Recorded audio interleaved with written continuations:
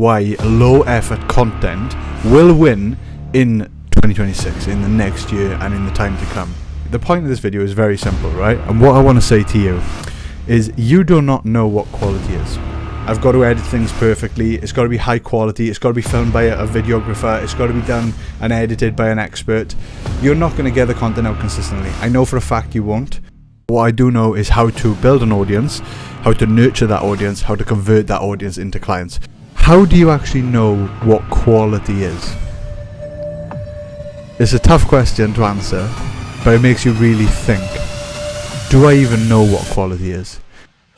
Alright guys, welcome back to another video with Work-Life Unbalanced. Now today I'm going to be talking to you and explaining why low effort content will win in 2026, in the next year and in the time to come. Now, before you judge me on content and views, and you look at this current channel, which is very new, I only started it a couple of months ago, I have used content and social media to build a business, right? And if you're building a business, an online business, service business, coaching, consultancy, agency, anything like that, I understand that game. Over the last 10 years, we built a PB Academy to over 250 plus active clients. We built a team of coaches doing delivery. We built a sales system. And we've also built a totally different business, a physical location gym. So coming from the fitness industry, I understand social media. Now, what I don't understand is how to go viral, right? So I don't understand how to go viral. However, what I do know is how to build an audience, how to nurture that audience, how to convert that audience into clients. So if you do care about views and vanity metrics and everything like that, and becoming an influencer or famous, I'm probably not the best person to follow. But if you want to build a business, if you want to build a loyal fan base and clients that want to give you money because they trust you and they know working with you is going to get results, I understand that, okay? But this also applies a little bit to going viral. We've had a few videos go over 1 million views, semi-viral, whatever you want to call it. So we do have some experience in that. What I want to talk to you about is the constant debate of should I do high effort content and try to do, spend hours and hours on the pre-production, which is all the scripting, the ideation, the packaging, and actually planning the whole video. Then there's obviously the video filming itself, and then the post-production, which is all the editing and the fancy things you see on social media, on Reels these days that everyone seems to be trying to do, whether it's hiring a videographer or an editor and stuff like that.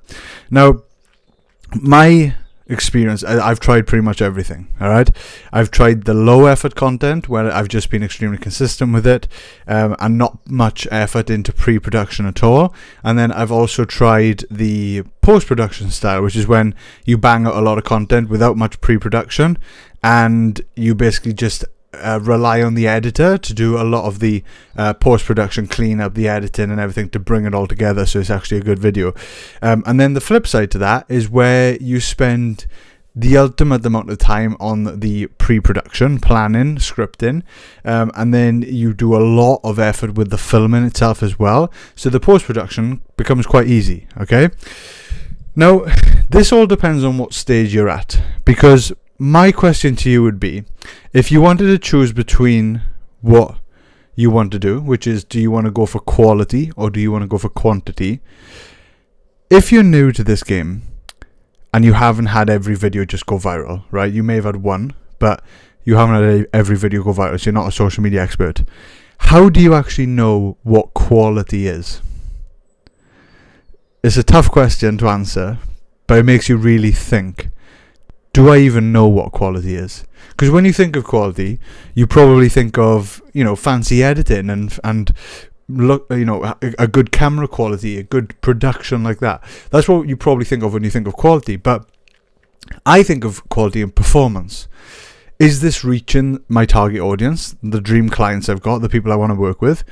Because if it's the wrong script, the way the algorithms work these days, if it's the wrong video, it's not even going to be shown because it's not even social media anymore. It's interest media. It's you're seeing things on your feed of what you're interested in. So if your content isn't resonating with your target audience, your dream client, it's not a quality video in my eyes, right? The other question as well is this leading someone somewhere?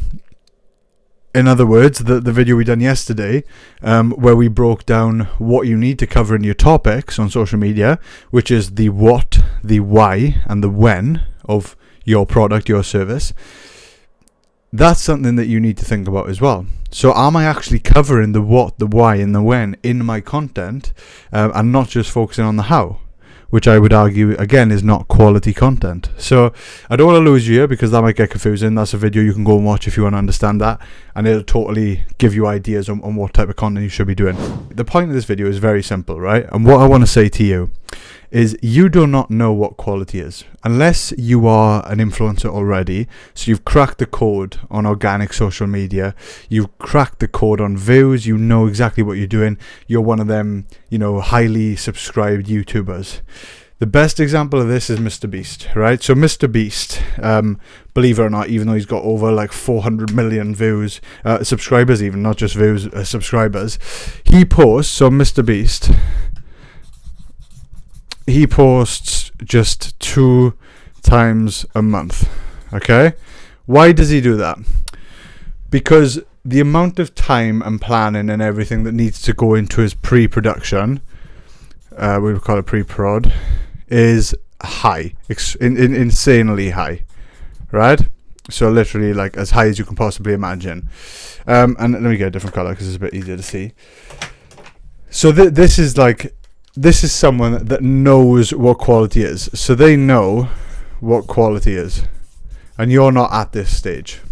The point of this video is if you do not know quality, which is the most of us, unless we're like a YouTuber, highly subscribed YouTuber, how do you find out what quality is? Are you going to... Actually, let me ask this in a better way. Who's going to find out what quality is the fastest? The person that puts up a video once a week? The video once or twice a week, or the video every single day, or 2 videos a day? Who's gonna find out what quality is the fastest? I would argue the more reps you put in, the faster you're gonna figure things out. The more work you do, the faster you're gonna figure things out, right? Provided, and this is the caveat, that you actually learn from every single rep that you do, every single video that you do. You're not just blindly putting things out there. In the last 3 months, we put out 100 videos because we just testing so quickly, and we're looking back at what works. So after the month has gone by, where the video's been up and is sat there for a while, we look back over the past few months and see what's actually doing well and why are things doing well. And then only then, because it's your diagnosis at the end of the day, can you really start to figure out what quality is. And then once you do start to figure out what quality is, I would actually probably slow down the frequency. Once I've really cracked the code, as MrBeast has done, he's slowed down the frequency to twice a month because he knows exactly what quality is, and now he can double down on that. So he, instead of doing 1 video a week or 2 videos a week, he says, no, let's do 2 videos a month, so once every other week, and we put all of those extra resources, all of those extra time that would go into those additional videos to make these banger videos. A quote he said on a podcast was, I don't want to butcher it, but he said that it's far easier to get 1 video to do 4 million views than it is to get 4 videos to do 1 million views each, right? Which is a crazy thought, because you think surely it's better to do volume and get lower views and just collectively hit the same target. But he thinks it's easier once you know how to get 1 video to do 4 million views. Now, I wish it was as easy as that, but we don't have that skill set, right? We don't have that skill set. Unless you've got the money and the resources to pay and buy a media team that have worked with these guys like Alex Hormozi, Gary Vee, MrBeast, people like that, which is what other creators with money are doing, then you're going to have to figure this thing out. And the faster you figure this out, the easier it's going to become. So you need to be in a different camp, right? One thing I would say is don't go into it blindly. You still want to put some effort into pre-production. And I would say that the easiest way to do content is to spend more time in pre-production than in post-production, right? If you spend 0 time in pre-production, because you've basically got 3 parts to a video, right? So part, vid, you got pre, you got film, and you got post. So I would say that it's probably better to spend most of your time here. This is where your time is going to be valuable. This is going to be easy, filmed raw, and then this one is just going to be simple, a little cleanup, and then posted. So you're not spending much time here at all. It's mostly in the pre-planning, and all of the pre-planning also involves analysis of your past videos, what's done well. So you basically look at what's done well in your pre-production, and then you try to ideate some more topics. If it's on YouTube, I look at the title, I look at the packaging, what can I put into a good thumbnail, and then I think, right, how can I deliver my content, and where is this going to lead people? What are they going to learn from this? What can they actually take away from this? So as you can tell, like, this is a very raw video, and the whole point of that is because I can do this every day.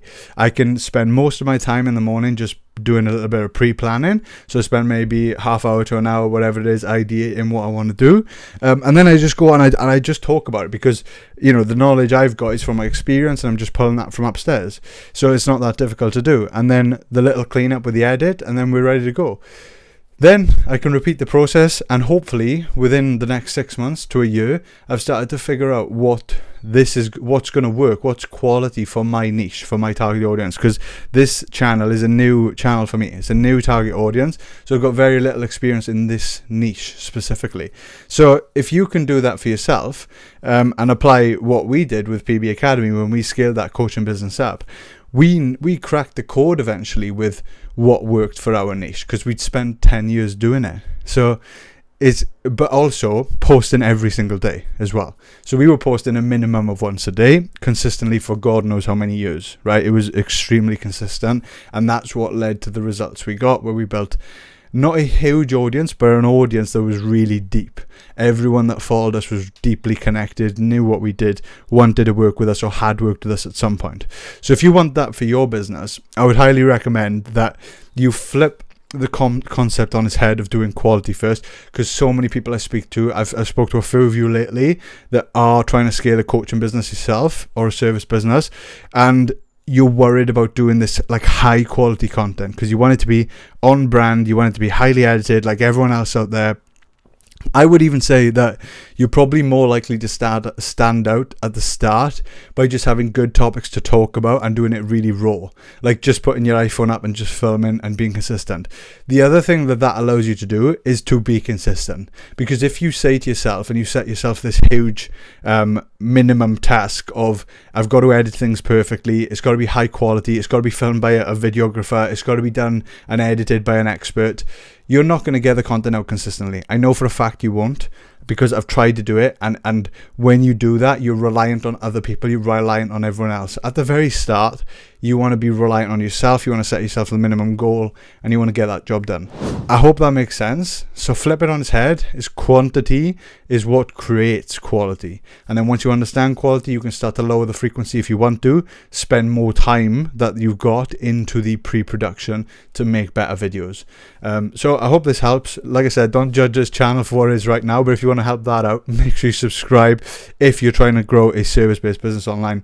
This is what it's all about. So I only want people on here that are trying to grow a service business, and hopefully we can help each other out. So thank you, and I'll see you soon.